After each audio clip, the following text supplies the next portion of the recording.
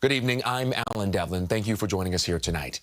40 days since the government shutdown began, and finally progress in Washington tonight. Here's a live look at the Senate floor where a rare Sunday session is being held at this hour. CBS News confirms a group of Democrats voted in favor of a deal. The Senate now advancing a spending package that would fund most federal agencies through January. It still needs to be debated and formally passed, then approved by the House.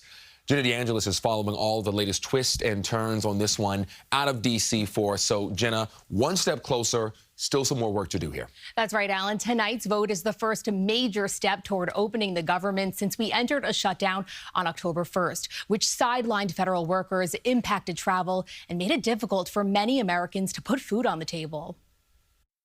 It's been rough. It's not easy. Harlem mother of 5, Desiree Murray, relies on SNAP benefits to feed her family. She's grateful the state stepped in using federal dollars Sunday, filling her card with funds. Happy I get to have Thanksgiving. But she worries about those in her community and tens of millions around the country dealing with disruptions while there's legal debate over keeping the program funded amid a government shutdown. There's kids out here starving. People don't have anything. Nothing. Keep it on. Get it together. In a rare Sunday session, the Senate voting to advance a House-passed continuing resolution that is key to unlocking a deal to end the shutdown. After 40 days of uncertainty, I'm profoundly glad to be able to announce that nutrition programs, our veterans, and other critical priorities will have their full-year funding.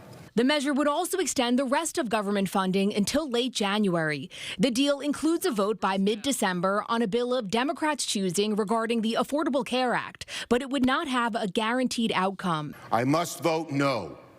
This health care crisis is so severe, so urgent, so devastating for families back home that I cannot in good faith support this CR that fails to address the health care crisis. The consequences of the shutdown compounding at airports, including Newark. We have been delayed since like 11 o'clock this morning. It's frustrating for everybody. Where travelers were met with delays lighting up the board. We think it may have something to do with the traffic controllers and not enough workers. It's among 40 U.S. airports with FAA-imposed flight reductions to relieve some of the pressure on air traffic controllers. We're working overtime to make sure that it is safe to travel. On Sunday, more than 2,000 flights were canceled across the U.S., and Transportation Secretary Sean Duffy warned with the staffing shortage, it could get worse. I look to, the 2 weeks before Thanksgiving, you're going to see air travel be reduced to a trickle. Now, timing for final passage remains uncertain, and even after Senate approval, the measure will need to return to the House for another vote before the government can reopen. And Alan, all eyes, of course, will be on that. Absolutely. One step closer, though. We'll take it where we can get it. Jenna, thank you.